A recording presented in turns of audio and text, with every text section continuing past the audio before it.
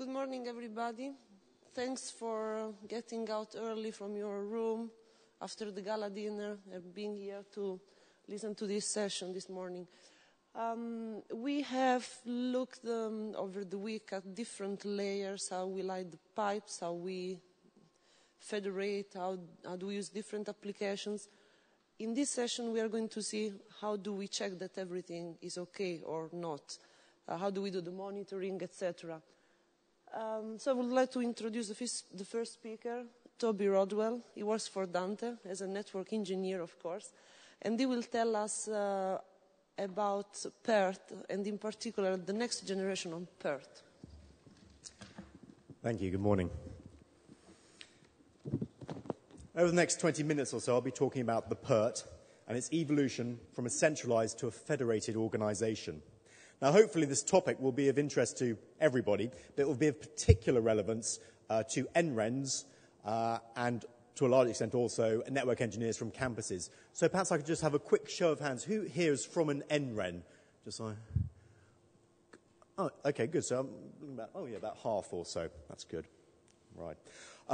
Do please feel free to ask questions during this presentation, or indeed at the end, or indeed, of course, afterwards, either catch me or send me an email. My email is very simply just toby.rodwell@dante.org.uk.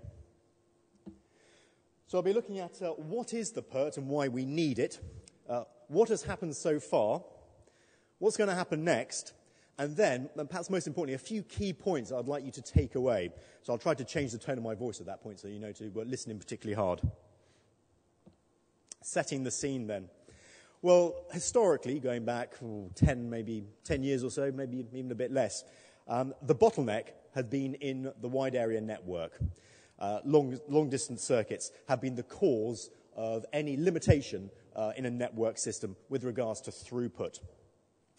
But then more recently, the capacities in the backbone have dramatically increased. In fact, they've outstripped, really, the capacities in the local area network and on the end system. And now the bottleneck can be anywhere in an end-to-end path. It could be in the WAN, sure. It could well be in the LAN. It could even be in an end system, in the hardware, in the software.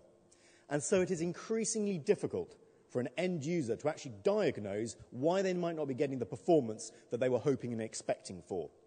And the answer, I put to you, is the PERT, the Performance Enhancement and Response Team. The purpose of the PERT, then, is to localize and identify the root causes of any network performance problem, and then and also, in parallel, to provide advice on any and all network performance issues. The first PERT was a trial that ran for the last year of Géant project, the Géant project, its year 4, in 2003-2004. It had a very simple setup. There were NREN engineers from 6 NRENs who worked on a purely unfunded best efforts basis. There was also Dante involved as well. At first, it was just a mail list that people would post questions to and discuss amongst themselves. And then during the course of the year, we added a very simple open source issue tracker called Roundup.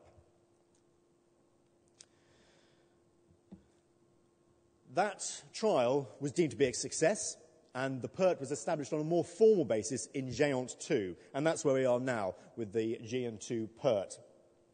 This Géant 2 PERT is a centralized, albeit virtualized team.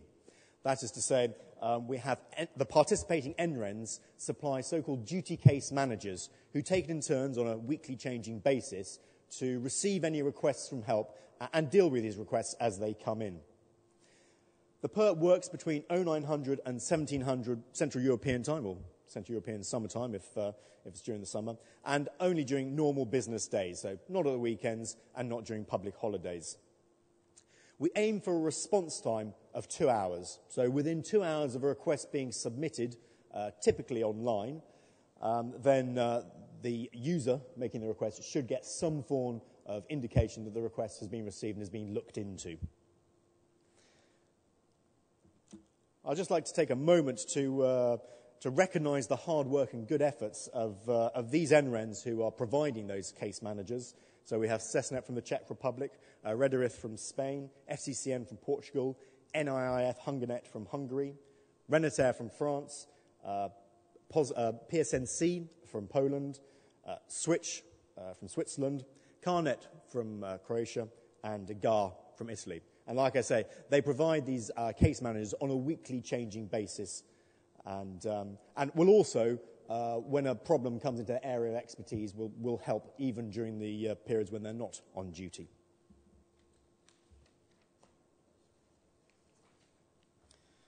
So what have been the experience of the GN2 Pert to date? Well, we've had 30 cases opened with the central Pert, the central GN2 Pert, since July 05, when we started our current tracking system, our new bespoke Pert ticket system. And this averages out, for those of you for whom it's a bit early in the morning to do the maths, that averages out at a bit less than 1 per month. And a breakdown of those cases, well, there have been 23 throughput problems, which is really to be expected. In our line of work, what most people recognise and want addressed is when they're not getting the kind of throughput that they're expecting, particularly institutes who are in the habit of transferring large amounts of data. They invest a lot of time and money into setting up gigabit connected machinery, and then they find they get significantly less than a gigabit throughput when transferring files and what have you. And that's the classic case that is brought to the Pert. But there have also been 5 packet loss issues, 1 delay issue, that is a slow response time, and 1 request for advice. So the Pert is ticking along nicely, and halfway through the GN2 project, we decided we need to look to the future and decide what is going to be done with the Pert after GN2. And these discussions began, as I say, halfway through in June 2006. There were 3 basic options we identified. Firstly, stop the Pert, wrap it up, finish it. It was nice to have done it whilst it lasted, but we're not going to put any more time and effort into it. The second option, continue running with a centralised Pert, and finally, to decentralise the Pert. Now, the first thing to say is that all the NRNs participating in the Pert were very keen to continue the service, so we immediately scratched the first option of cancelling the Pert. Secondly, we recognised that the central and decentralised models both had advantages, and so we looked to combine those into the finally chosen model of the federated Pert. And then over the course of, well, the next 2 years it's been, and most importantly, quite recently, we've been developing the federated Pert policy. This is a deliverable, which will soon be available. It's a GN2 deliverable and will soon be publicly available, but I'll give you a sneak preview of an overview. Well, firstly, the federated Pert, the heart of the federated Pert really splits into 2. There's a collection of independent and currently expected to be European, at least initially, Perts. And they will be supported by a number of central services, with these central services themselves being provided by NRENs and or Dante. These independent Perts can be one of 4 types. The most common type will be the national Pert, the NREN Pert. There could also be, hopefully will be, a number of local Perts. These are Perts on campuses and within institutions. There will initially be 1 international Pert, which will be the Géant 2 Pert. And finally, the 4th type will be what we've termed a project Pert. Now, a project Pert is a Pert associated with an international project. So a project which does not sit neatly within national borders and cannot sort of easily align itself to just one country, as it were. They could have their own Pert, as it were, for communicating network performance issues. The Perts themselves will operate at one of 2 levels, and that level is chosen by that Pert. At the basic level, we have the registered Pert. All they need to do to become a registered Pert is to supply some basic public and private contact details. They don't have to guarantee any level of service. And as far as what they get out, as it were, the benefits, a registered Pert will have access to restricted Pert information. If a Pert wants to commit more than that, then they can apply for accreditation. I'll talk a bit more about that in an upcoming slide, but as a sneak preview, they will provide more detailed information than that which is required for simple registration. They will need to commit to a guaranteed response time, although that response time is entirely of their own choosing. And with regards to privileges, they will have full access to all Pert information and a little bit more. make the most of it. This is one of only two pretty pictures I've got. This shows diagrammatically what I've just been talking about. So what we have here is the local Perts sort of on the perimeter, and some project Perts here. The national Perts and the géant Pert, forming the core of the Pert Federation. And the central services in the middle. What I'm showing here with these little dotted lines is that there will be a relationship between the local Perts and their national Perts, which I'll explain a bit more on the upcoming slides. But these 5 central services is what I will start to speak to you about next. There are 5 planned and 1 possible central services. The first is the registration service. I've talked about registered Perts, and the registration service is that team which will maintain the central Pert website, which will hold details and details of Perts and or pointers to national Pert websites. On that previous slide, what I perhaps should have pointed out, a little faintly there, but in addition to this central service called registry, which effectively translates into a website with Pert details held on it, national Perts might also choose to have their own registry of local Perts, as it were, their own website holding local Pert details. So that's the purpose of the registration service. The accreditation service, well, they award accreditation to Perts seeking accreditation, and they will also monitor compliance. And that principally means checking to make sure that the accredited Perts are indeed responding within the time, the deadlines that they've undertaken to commit to. So quite simply, sending an email to the public and or private Pert addresses and checking that a response is received within the bogey time. The next service is event administration, an important part of the Pert setup, which, as I think you'll probably agree at this point, is a relatively simple concept. An important part of it will be getting together network performance engineers to swap ideas, present case studies, and generally building a sense of community. And so there should be, will be, Pert events, which typically will be, I would imagine they'll probably be tagged on to existing workshops and events. So assuming that the concept of the Géant 2 technical workshops continues into GM3, then I can imagine that there might be half a day or a full day or so of Pert meetings aligned with that. The next service is the reporting service, and they will collect, collate, and submit monthly activity reports from the national Perts. Then there's the Pert knowledge base. The Pert knowledge base service will administer and maintain the Pert knowledge base. And finally, the service which is a possibility but not a definite at the moment is the ticket system. We have at the moment within the Géant 2 ticket system, we have a bespoke system developed by PSNC. It's called the Pert ticket system. And it's what the duty case managers, who I mentioned earlier, it's what they use to keep track of all cases. We're not sure at the moment whether or not that software, that application, is going to carry on into GM3 and the federated Pert. Initially, I'd assumed that it wouldn't be required because each independent Pert would run their own ticket system. But we have had some interest from some Perts who would like a ticket system be provided for them. So we will see. Watch this space.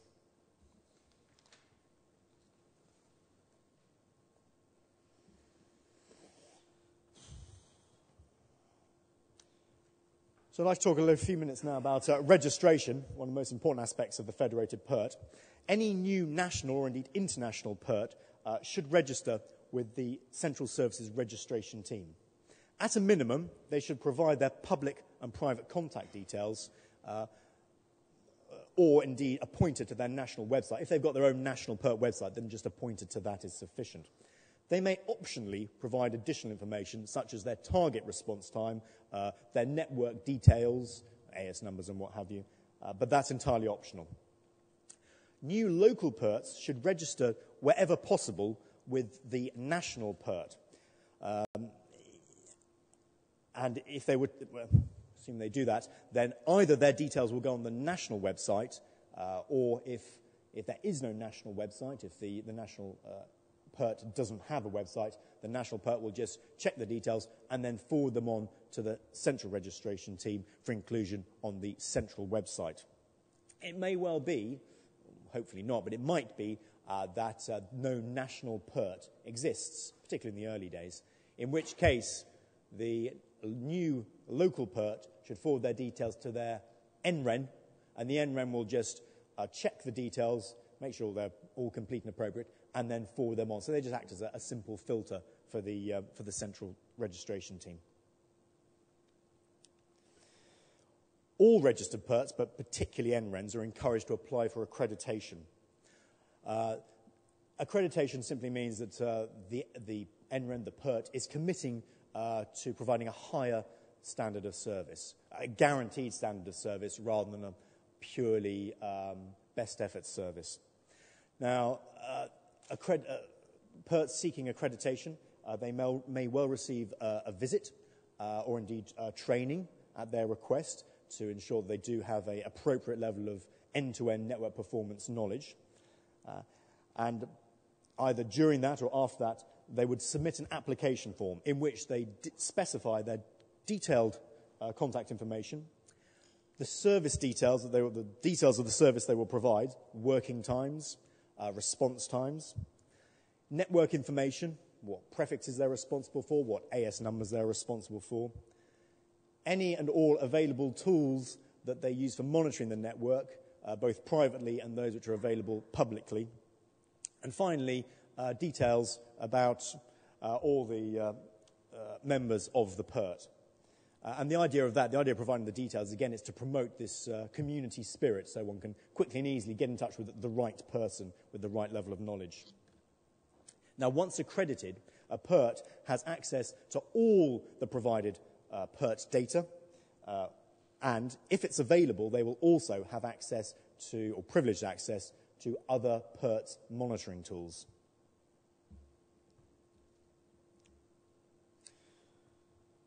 For monthly reporting, I'm trying to keep this as simple as possible, and so I would expect each accredited Pert, and ideally registered Perts as well, but it's only the accredited Perts which are obliged to supply monthly reporting data.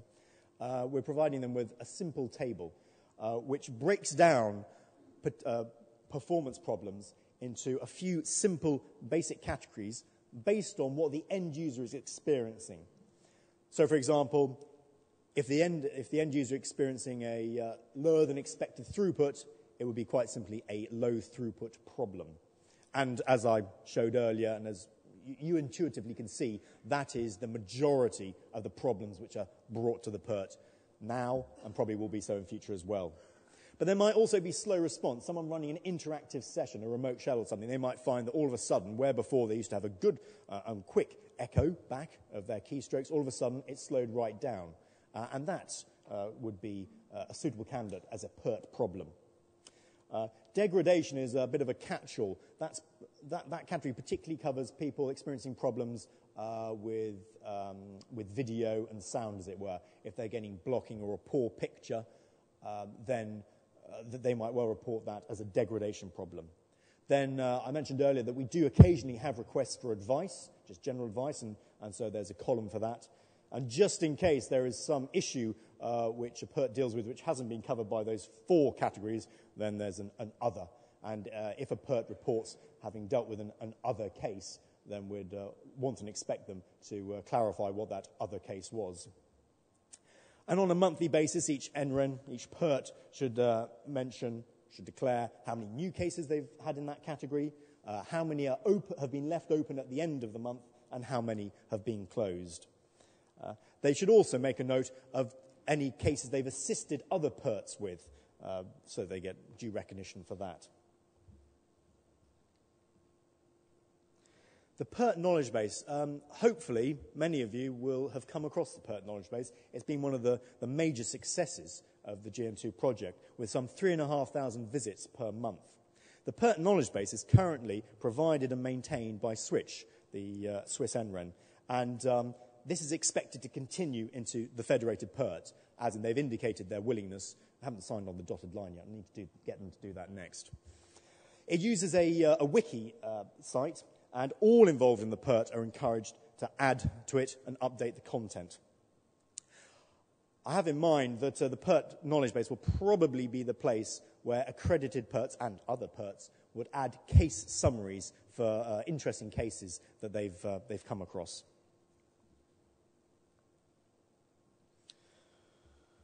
I mentioned earlier about the ticket system, so I'll only dwell on this slide briefly. Essentially, at the moment, we use the PSNC-developed Pert ticket system to record cases and track their progress. We are in the process of finding out whether or not this is a service that we want to continue with. If there is a body of opinion that the PTS should be continued as a service, then PSNC have indicated they will probably be willing to support that.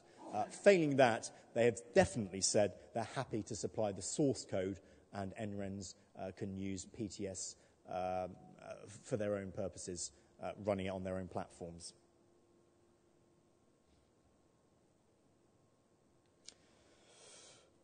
So a little bit now about the progress and plans. Well, 11 NRENs have actually already implemented Pert, which is great news. Of course, we've got the federated Pert planned for later this year, but 11 NRENs have already got their own Perts in place.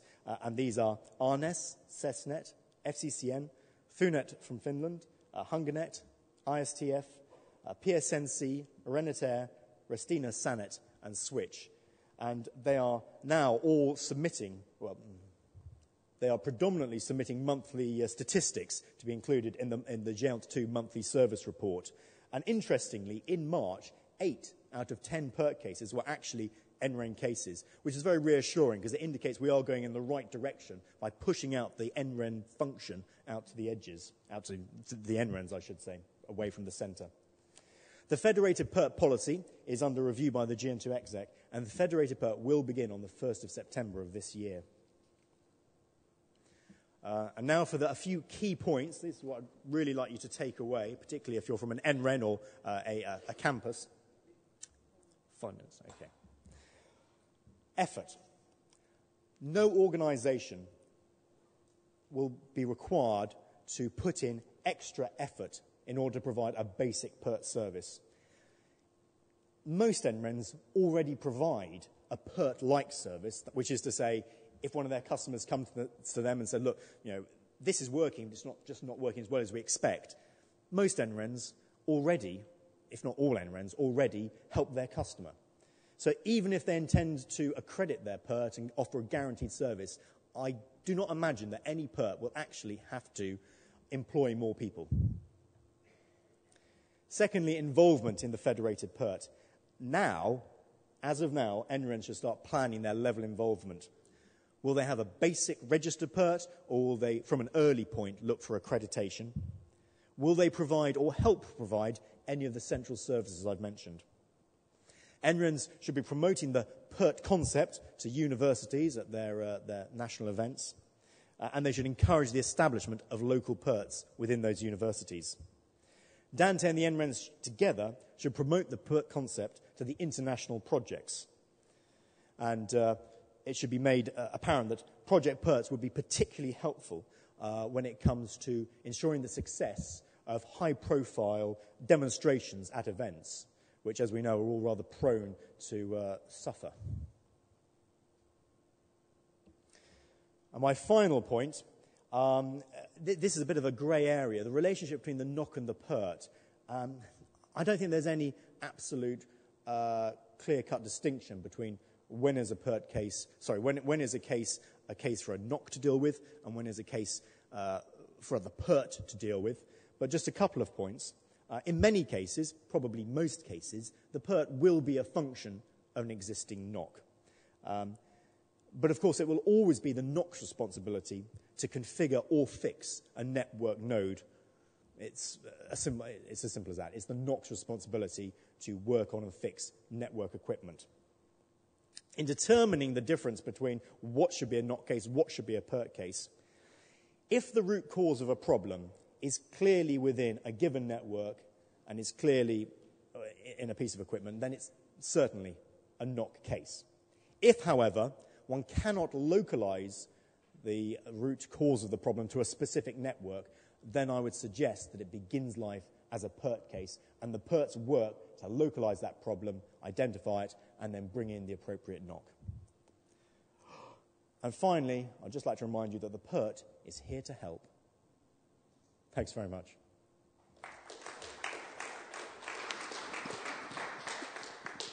Thank you, Toby, for being on time as well. Are there any questions for Toby? Oh, looks like I got away with it. Yes, you did, which means probably you did a very good and clear talk, so there are no other questions. Ah, no. There's one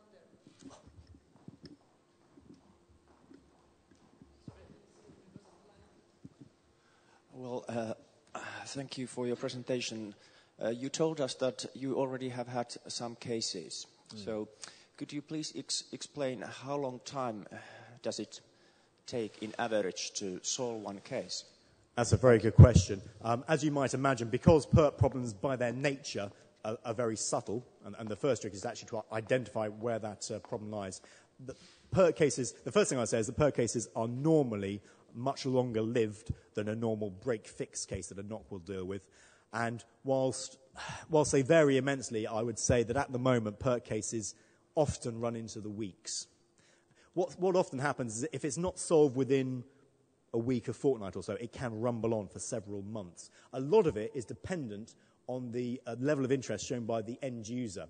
And what I mean by that is because, of course, we're dealing with problems where something's working, it's just not working as well as expected, then the end user, they'll flag up this problem, and if it can't be solved immediately, then their attention and interest might wander. And quite often we find that the Pert is actually going back to the end user saying, is this working okay now? Are you happy? Is there anything more we can do? And so they do tend to drag out in that way. Yeah. Thank you.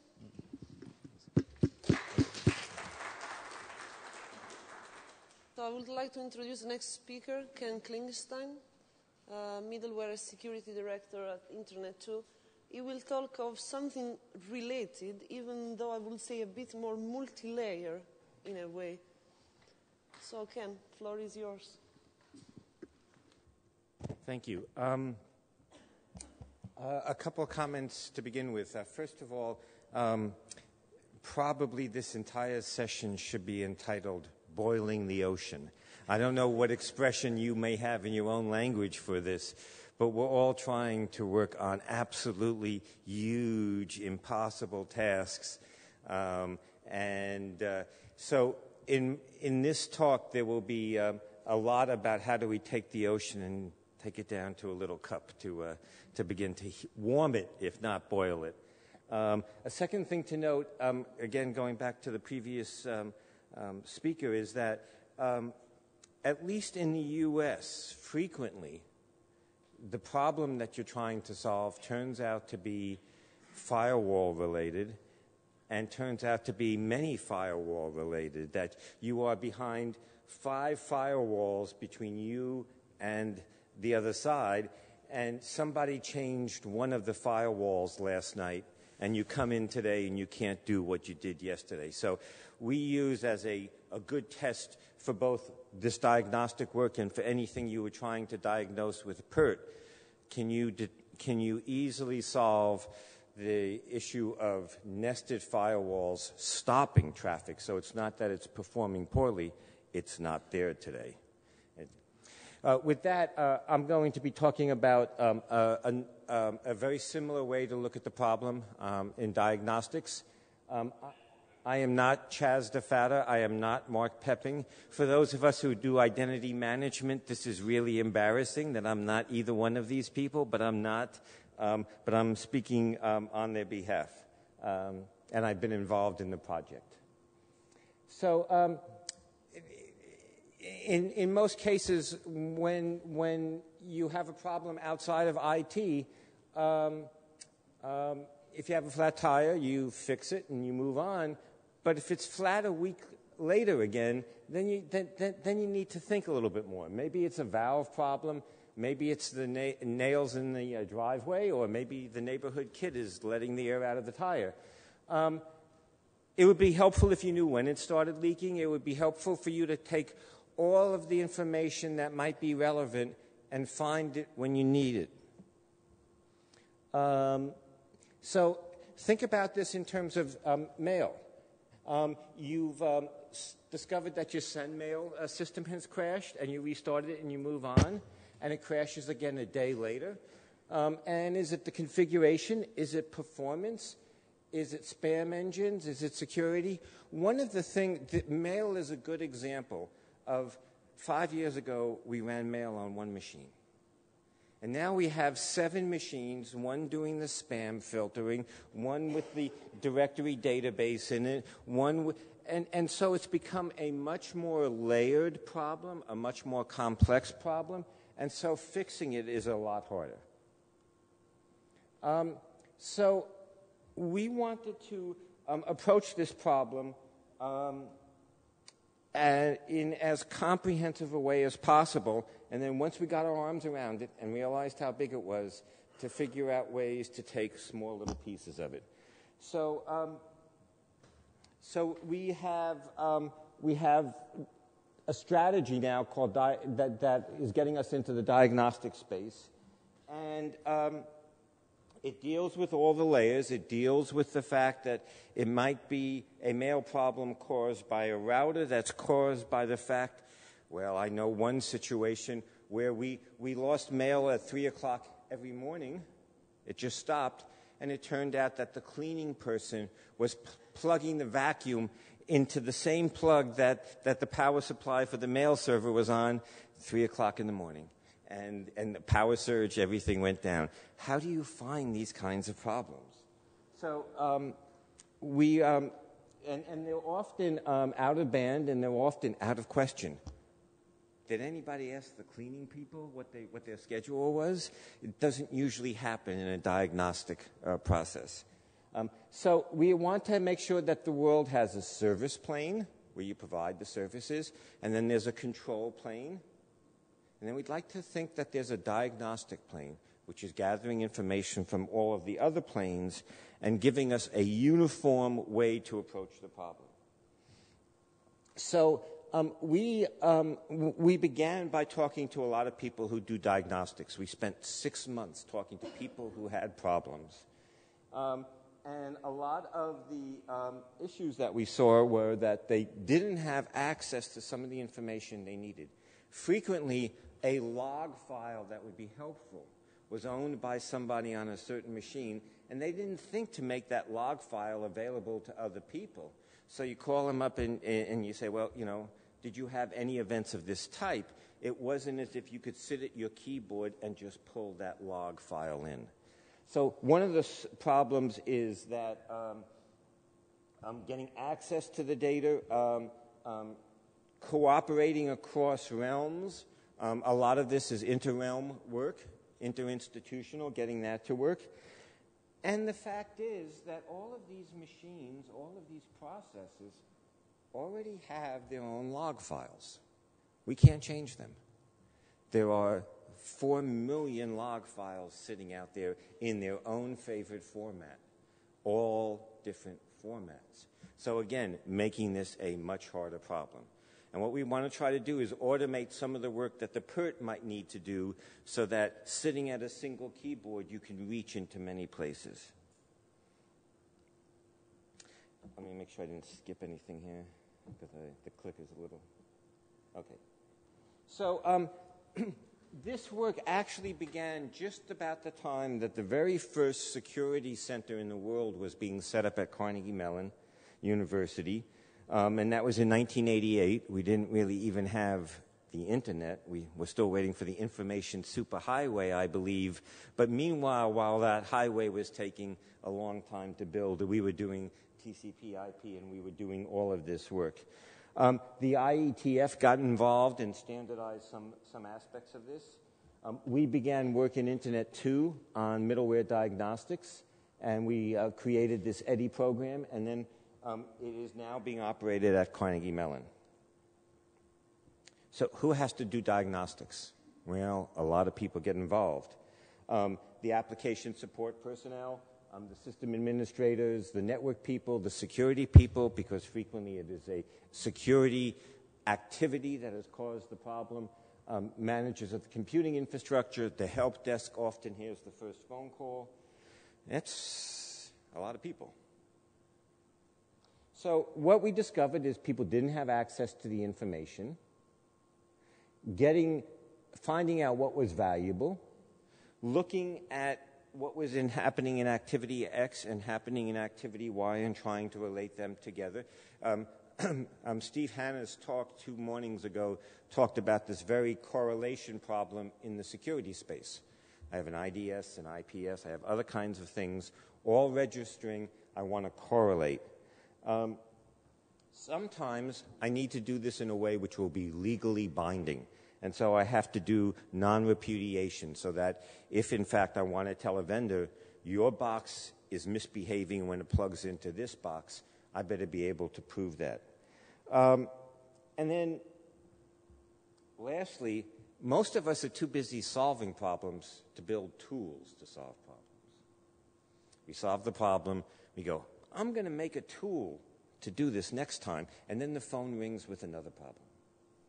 And we never get to build the tools. So one of the real goals here is to build the tools. So here's an example. Payroll seemed slow at 2 p.m., but now it looks okay. And then it happens a week later.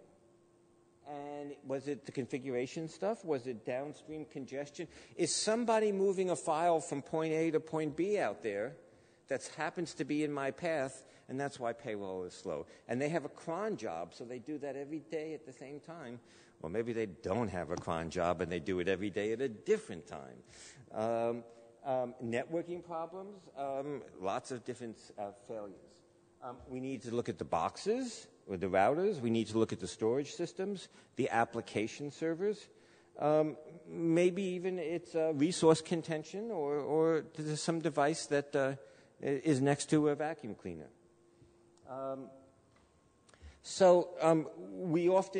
We do some of this today to integrate things. Many of us have in our institutions something that correlates DNS to a dynamically assigned address, to a machine-signed address, to a named user. And that helps us a lot if that machine winds up being misbehaving. That kind of linkage we've all built on our campuses, and we've all done it slightly different, and nobody has done it perfect because we never got together and tried to do the cross-mapping that would make sense. And then we might want to know what it looks like when it's normal. We always get involved in problems after things look really abnormal. And we all sit around and go, gee, what should it look like if it was working properly? So we need the baselines. Very important to get the baselines of what proper behavior looks like. And then lastly, again, we often have to go in and manually look at the logs versus do a grep, some kind of way of just pulling out the tool that we need. So this is all made much trickier by the inter-realm aspects of it, especially in the U.S., where we start to have privacy concerns about, can I share this information with somebody else? It's a log file. It might have personally identifiable information in that. As we're learning in identity management, what's personally identifiable in one country is not considered personally identifiable information in another country. So that mapping of DNS to IP address to MAC address to you, in some countries that might be permitted to be shared. In some cases it may not. So we have all of these boxes out there, hosts, networks, routers, applications, storage subsystems. And what we want to try to do is, first of all, get a way to talk to all of them. So the first layer of integration that we get is by pulling together from all these boxes the ability to ask for a logical record. We call it a common event record. And it allows us to get the information from all those boxes. All those boxes are already keeping logs in a different format. So the first thing we have to write is a translator that will take it from the log format that is currently there to the common event record format so we can move it around and process it and keep history on it. Notice that we do things across the environmental aspect as well. This is a little bit because of that vacuum cleaner problem, a little bit because it turns out that you can save a lot of money by turning down the power in buildings at certain hours, etc. And so at Carnegie Mellon, this started off as diagnostics. And then somebody said, I'll give you $100,000, which used to be a lot of money,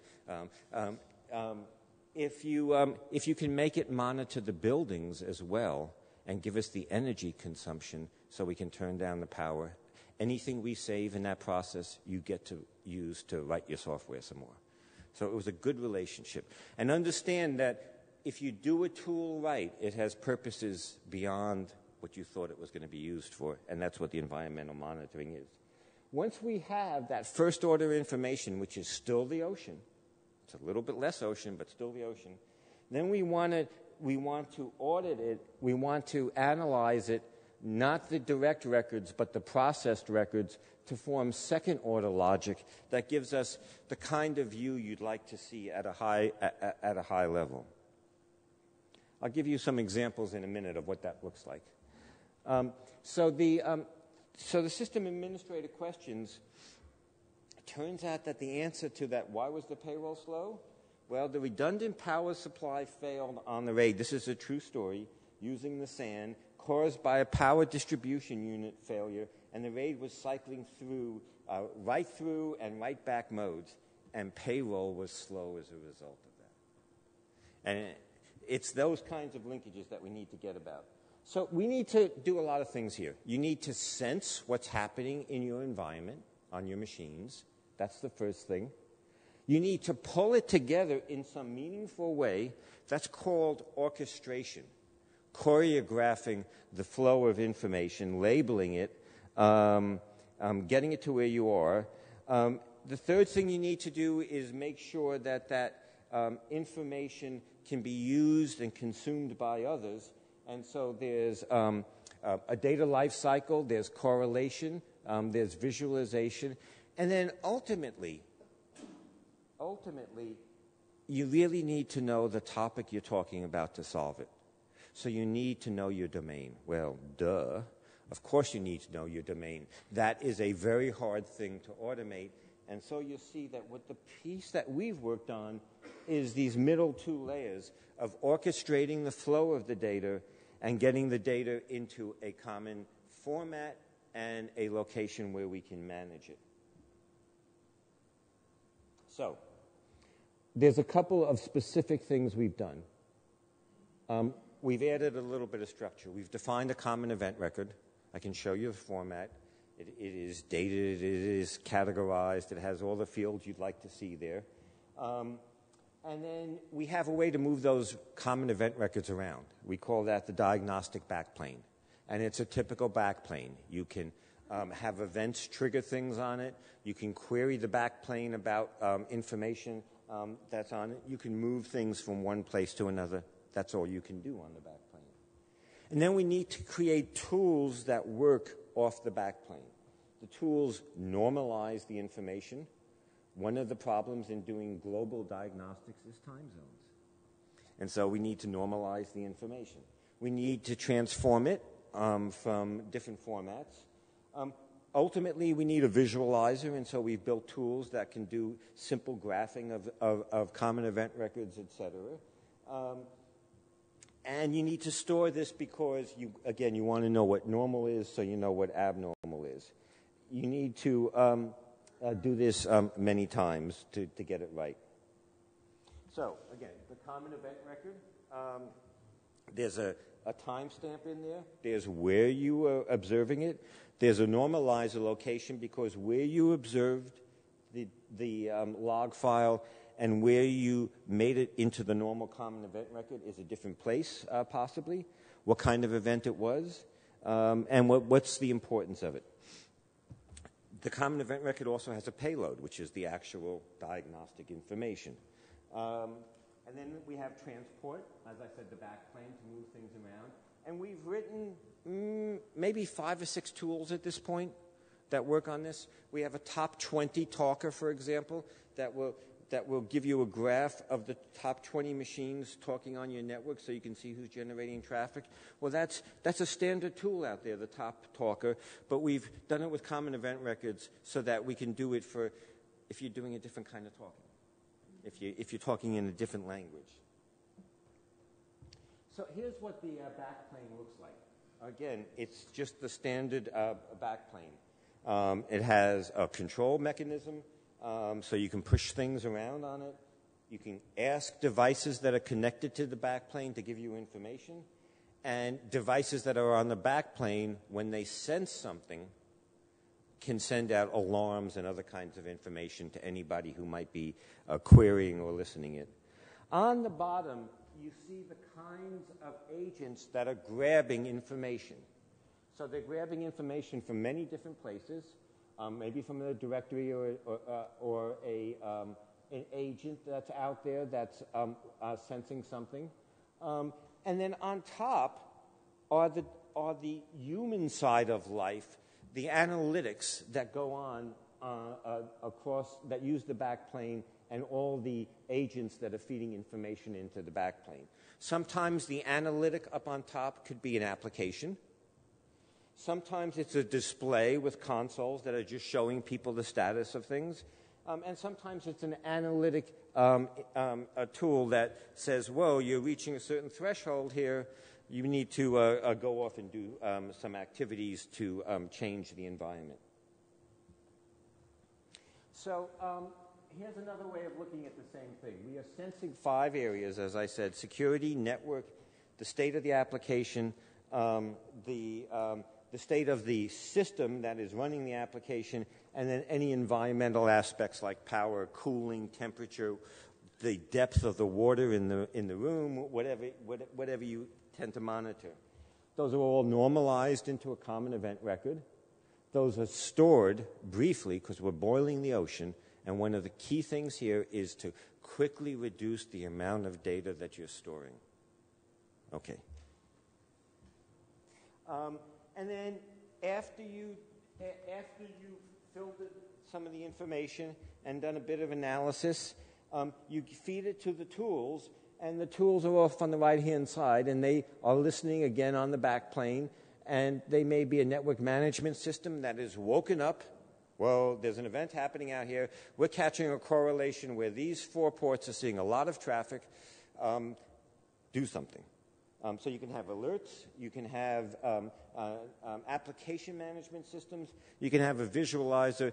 And in the places that have deployed this, there's usually a visualizer going on all the time to help you see quickly what's happening in terms of your environment. So, again, we're boiling the ocean. So the first thing, one of the things we need to do is take the, let's see, we were doing a analysis. We set up a monitoring device at the border of the Carnegie Mellon campus, and it was catching 25 petabytes a day of information. Yes, we don't have the money to store 25 petabytes a day of information. So we needed to quickly normalize things and then quickly streamline things. And so you see that we go from the raw payloads through a transformation that will throw out most of the information, keep a set of specialized payloads, again with headers that will allow us to find them. And then maybe if you're really good, you'll have an automated tool that will actually create a diagnostic hypothesis of what's going wrong. So, we already know this is hard. The scale of events, 25 petabytes a day. The breadth of types of events and sources. The data life cycle, how long do you keep this data? If you're starting to see, if you want to look at a problem that is taking several months to unfold, you need to keep a lot of data. The security of the data and the privacy of the data, very tricky stuff, especially in an interinstitutional, international space. These log files may or may not be covered by the personally identifiable information space. So it becomes extremely tricky. Now, security people turn out to share information without asking. You know, they're great about this. It's security. We must share this information. But everybody else, male diagnosticians, network diagnosticians, they're a bit more cautious.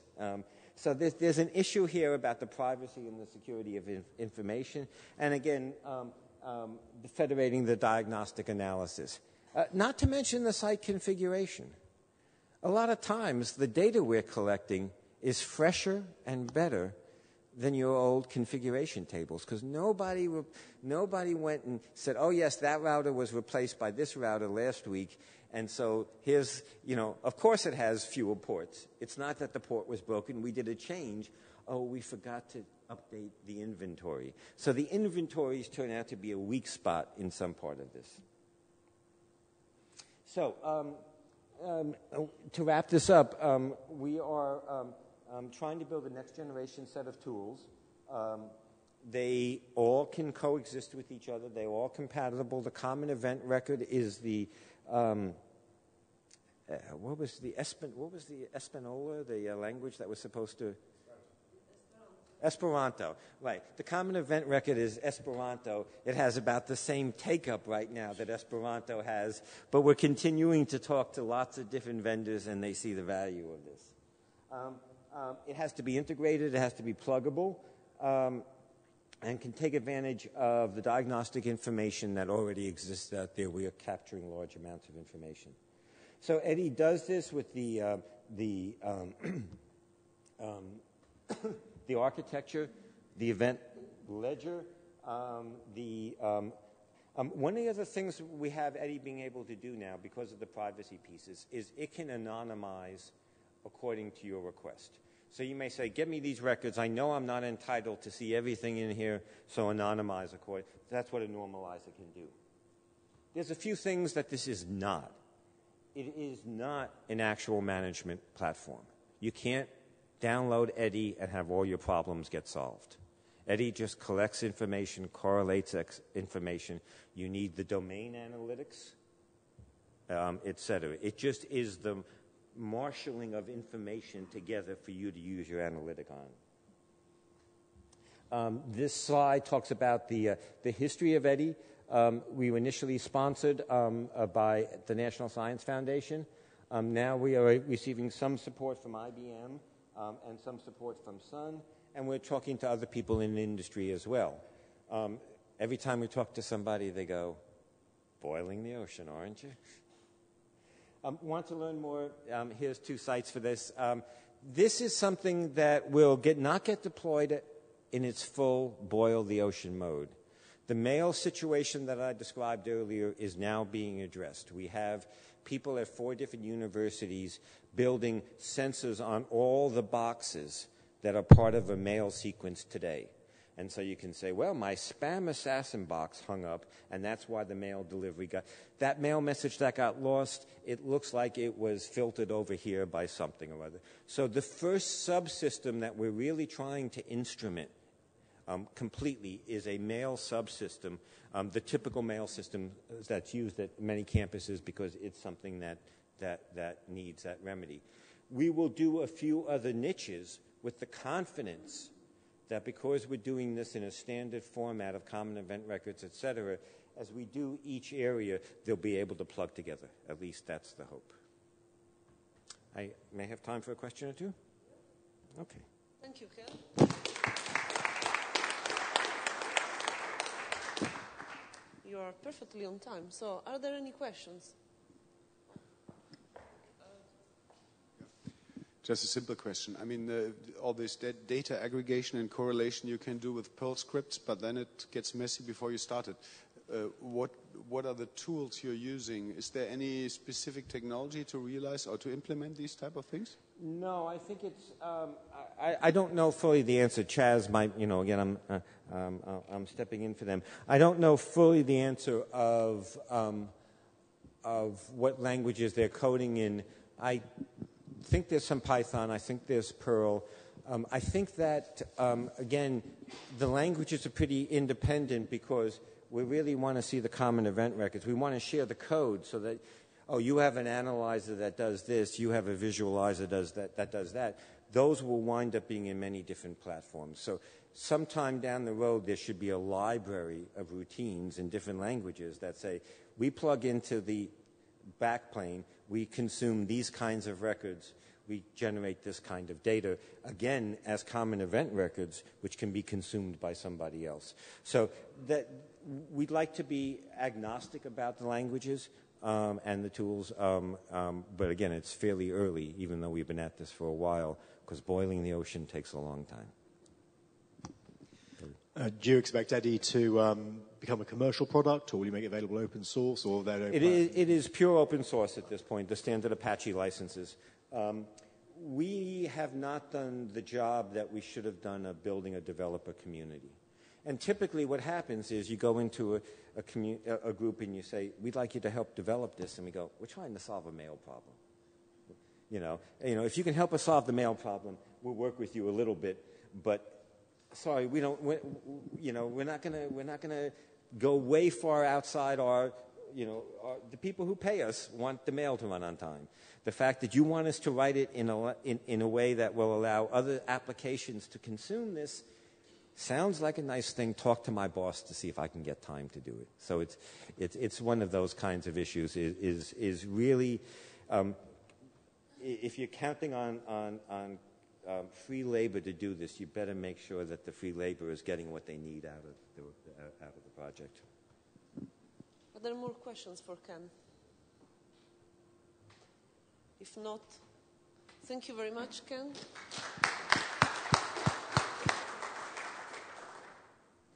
And the next speaker is already ready, and his name is Matthias Wallisch. Yeah. From the University of Hamburg and from his own company called LinkLab. Yeah, thanks. Lab. And he's going to tell us how we can better use and understand the internet topology in the various measurements, etc. Right. So. Okay, thanks, Lucia, for the nice introduction. What should also be mentioned is that this work is a joint work with Thomas, who is also there, and Waldemar Speth. Yeah.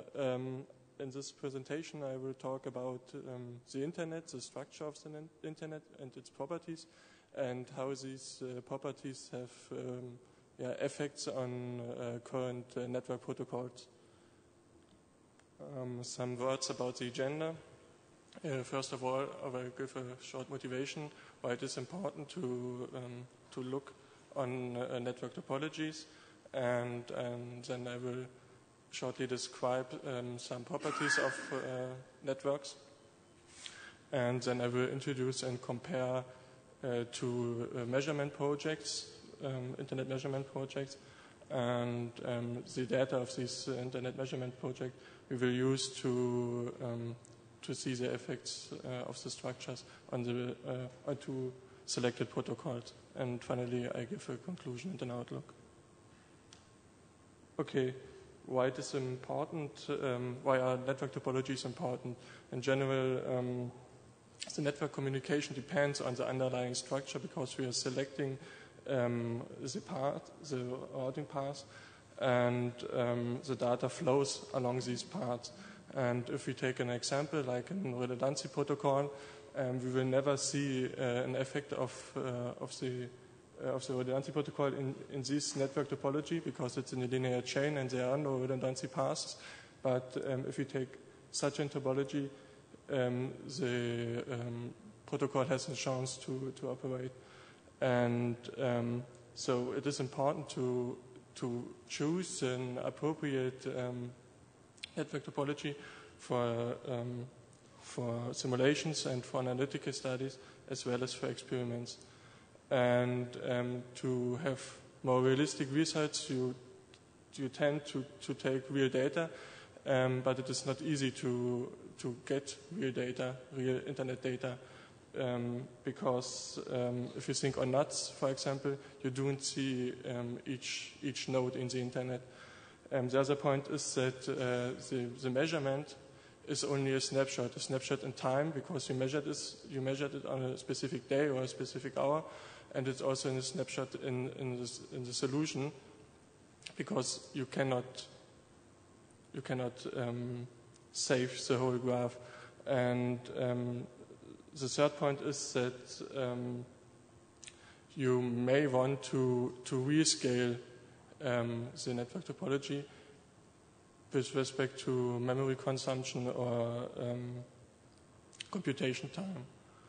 And yeah, before we are looking on the internet topology, on the internet structure, we need some abstraction, and we do this by identifying the network topology as a graph. So this means that the router nodes are only vertices, and the links between the routers are edges.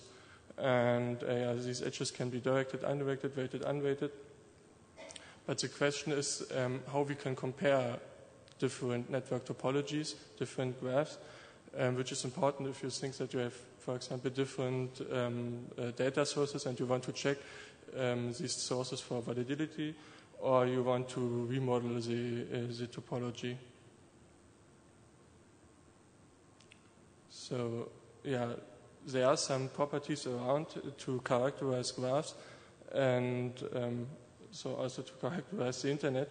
And the most common are the interconnection metrics, like the degree distribution or the average node degree, which means the number of edges, the number of links per node on average.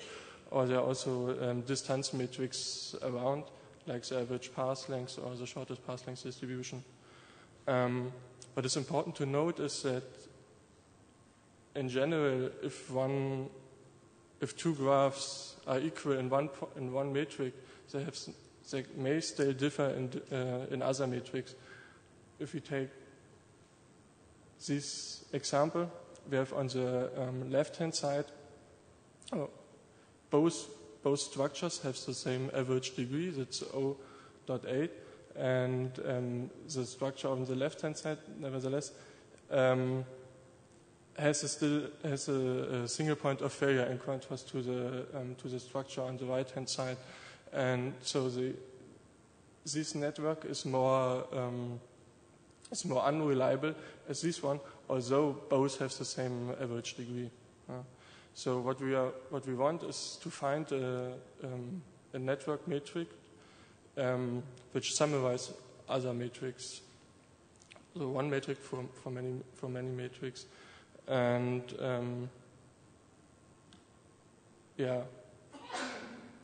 one of such a correlated metric is a joint degree distribution. What does it mean? The joint degree distribution is a probability that a randomly selected edge, a randomly selected link, connect a node with a degree of K1 and a node with a degree of K2. So this matrix explains the neighborhood structure of an arbitrary node, and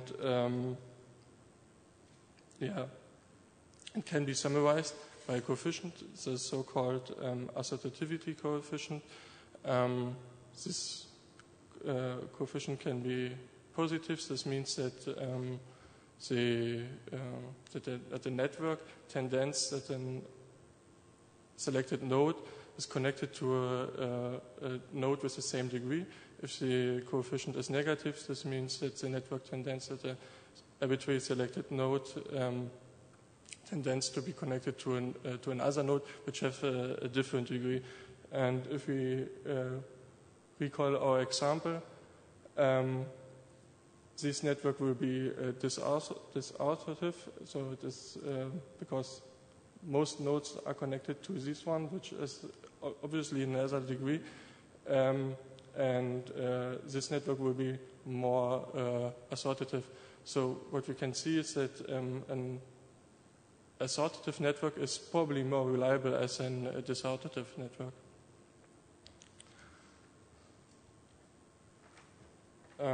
If we can characterize or describe the internet, we need now to measure the internet, but it is not really trivial because in general this will be done by trace routes, and trace routes allows only to do forward measurements. So you need a lot of different sources for a complete view of the internet. There are some projects around. The most well-known are probably Skitter and Kyler. Both of the projects measure the internet, but do it in quite different ways. Skitter deploys a fixed number of static monitor points, and in contrast to this, DIMES works more like ZT at home. So you distribute the monitor points around the world on each end-user PC, so that you have a much more larger number of monitor points. Both data are public available and can be downloaded. And before we analyze these structures, we need to import the data. And in general, you have to solve 3 steps. First of all, you need to import it. Then you have maybe to pre-process the data, as it is necessary for DIMES because there are some measurement artifacts. Then you maybe want to filter, you want to apply some filters on the data, for example, to rescale the graph. And finally, you want to export the data into a simulator or another analyzer. If we have implemented these 3 steps for the well-known topology generator Bright, and these Bright extensions allows to import DIMES and Skitter data, and also to apply these 2 schemas, filter schemas. The one is the map sampling, which allows you to extract a defined number of nodes from an input graph, and this subgraph has then the same property as the input graph. You can also apply a radius view, which means that you select randomly a node, and all other nodes which are destined to these nodes with respect to a predefined hop distance, so that you can collect the neighborhood of a randomly selected node. And these extensions can be downloaded here. And now is the question how these different measurement data sets differs. What are the difference, or are they similar? And in this figure, we have plotted the degree distribution of both data sets of Skitter and DIMES. So on the x-axis we see the node degree, and on the y-axis we see the absolute frequency of the degrees. And what we see in general, that both data are very close to each other, or very similar for low degree nodes, but significantly differ for high degree nodes. And what we also see is that the DIMES data decays or follows a more power law, which was also found some years ago. And the question is why these data sets, these different measurement projects, it differs for high degree nodes. But can we get some more insight in this? And for this, we have also calculated the joint degree distribution, which I introduced before. And on these 2 contour plots, one for DIMES and one for Skitter, we see on the axis the node degrees of 2 nodes, and the contours describes the probability that an edge exists between these 2 degrees. And what we see is that the Skitter data shows some holes, some black holes here for nodes for degrees above 25. So that means that that these degrees are not visible for the Skitter project, but which is different for dimes. And in general, one can assume that a network in the size of the internet has not such holes. So the data of Skitter is for these high degree nodes more incomplete as it is for dimes. And the question is if we can find an explanation for this, or if we can go more in detail of the structure properties. And for this, we have introduced the degree autocorrelation function. This means that you select randomly a node in the internet and look on the correlation of that a neighbor node, which is data hops away. You look on the degree of this node and compare the degrees. And in this sense, it is kind of spatial assortativity coefficient. And if you look on the results, we see that for near neighbors, we have a correlation. So near neighbors have the same degree as the node itself, and neighbors which are far away are anti-correlated. So it means they have a different node degree. And if we compare Skitter and dimes, we see that dimes data decays exponentially, and the polynomial, and the Skitter data follows more exponential decay. So the correlation of Skitter is in this sense more short range, and in dimes more long range. And what we also see is that if you go farther away, the correlation will be between the degree correlation will be more randomly, which is not true for Skitter, but probably that's more measurement artifacts.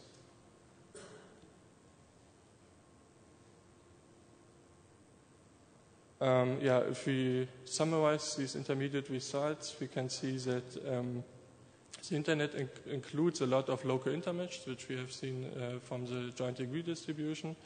And these local intermeshs are only visible if you have a large number of monitor points, of vantage points. We see also that obviously the internet is not a random graph, and that there are some correlations inside this structure. So we have a similar connectivity for neighbor nodes, near neighbor nodes, and different connectivities for autonomous systems, or for nodes which are far away from the edge. And the question is now how these results have effects on internet protocols, and for this we are looking on two examples. One is mobility support, which allows us to transparently change our IP address, and the other one is mobile multicast. And as a mobility support, we are focusing in this use case on fast mobile IPv6. And the idea of fast mobile IPv6 is that a mobile node which moves the subnet will signal its current access router that it will move to a new access router. Based on this, the current access router will initiate a pre-subscription for the mobile node, such that the data flow can be immediately sent to the new access router if the mobile node changed. And in the previous work, we have shown that this protocol mainly depends on two factors. One is that is the distance between the current access router and the new access router, because that's the packet travel time. And the other one is the anticipation time. The anticipation time is the time which elapses when the mobile node informs its current access router about the movement until it has been moved. It is moved. And obviously, what can one see is that the anticipation time depends on the round trip time between these two access routers. And so the question is, for this protocol, for the quality of this protocol, can we determine an appropriate anticipation time? And this can be derived if we know the distance between the access routers. And one deployment assumption of this protocol is that the access routers are regionally close to each other, which is reasonable because we have no beaming, and an appropriate region is a city. So what we have done is we have taken the KIDA data, the KIDA measurements, and cluster the IP addresses to different cities. As an example, here it is Berlin, Hamburg, San Francisco, and Shanghai, and calculated the round trip time between two nodes in this city. And and what we here see is the round trip time distribution. And what is nice to see is that we have a clear peak for San Francisco, and a more randomly behavior for the Shanghai data. The question is why we don't see such different behavior. One explanation could be that the Shanghai network is quite different to the San Francisco or Hamburg network, significantly different. And the other explanation could be that that SCIDA does not see the Shanghai network completely. And we have also done some measurements, and what one can see is that if you measure directly in Shanghai, you get much more better data. And the point is that the KIDA monitor points are more distributed in the United States as it is in Asia. There are only one monitor point in Asia. Nevertheless, what can also be seen is that there is a correlation between topological neighborship and geographical neighborhood. And if one take these round trip times to calculate the anticipation time, we see that the network structure has a significantly impact on the results.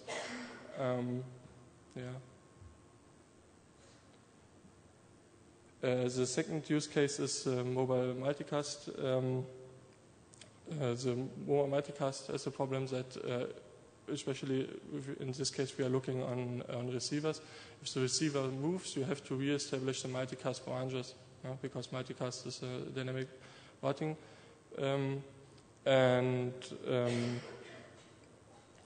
This re-establishment of the branches is a time-consuming task, and the complexity of mobile multicast is reflected in this, if you want, by the number of coinciding routers in the new tree and the old tree. And we calculated these three coincidences for a varying number of receivers and different data sets from dimes and skitter for a different size of the network. And what can be seen is that in general the real sites are independent of the data sets. So it doesn't matter if you use skitter or dimes. It is more important how the ratio of receivers to the overall number of network nodes is, and So this brings us to our conclusion. In general, the network topologies are important for network analysis. Although you can use real-world data, so this real-world data differs and can produce different results, which depends on the protocol you are analyzing. In general, the DIMES data set sees more interconnections, but the skitter data set has the advantage that it provides you with different monitor points data sets. So you have you can have a regional view. It is also important to look on the correct graph property to choose the right data set, and one appropriate property is the joint degree distribution because it summarizes some other metrics. And in the future we will consider for our topology analysis also some new measurement projects from which is called ARC, and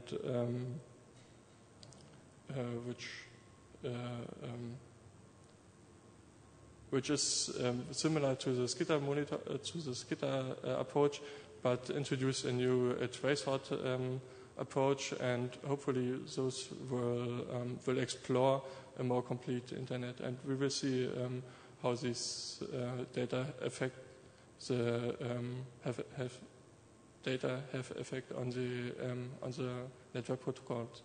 So that's thanks for your attention. If you have any questions. Thank you very much.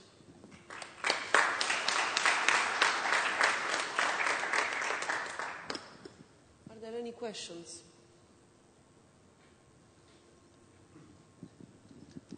I think I might have misunderstood one of the graphs you showed earlier, the RTT graph with the cities. Yeah. Did you say that those were RTTs between hosts in those cities? Yes, yeah. So some of those RT round trip times were very large, given that it was within the city, it seemed to me. Yeah, but now the slide is gone. But you are right. There are some probabilities that some round trip times, which are above of 100 milliseconds, can appear. But the significant point, if you see for San Francisco, for example, is quite around 1 millisecond. But the explanation for the large round-trip time can be twofold. One is that the mapping between the IP address to a city is not correct. So that's one explanation. The other explanation is that you have a disadvantage inter-provider change. Maybe you're... right, it was... I'm with you. I thought it was all in the same network. No, it was within the city, not necessarily a given network in the city. So you had... I see. We are mapping one IP address to a city, which is based on a geographical database. But this can be fault, and also the provider can be located in unfortunate ways. Yeah. Or you have edge devices which are on low links connected. This can also be true. Any more questions? If not, I think we are all done for today, so no more parallel sessions. I would like to remind you that there is going to be a demo in the Cyber Trust Corner, a demo on, as I said, prepared by the EVLBI people. So if you're interested, you should just have a look at that. And otherwise, I'll see you at the plenary in half an hour or so. Thank you.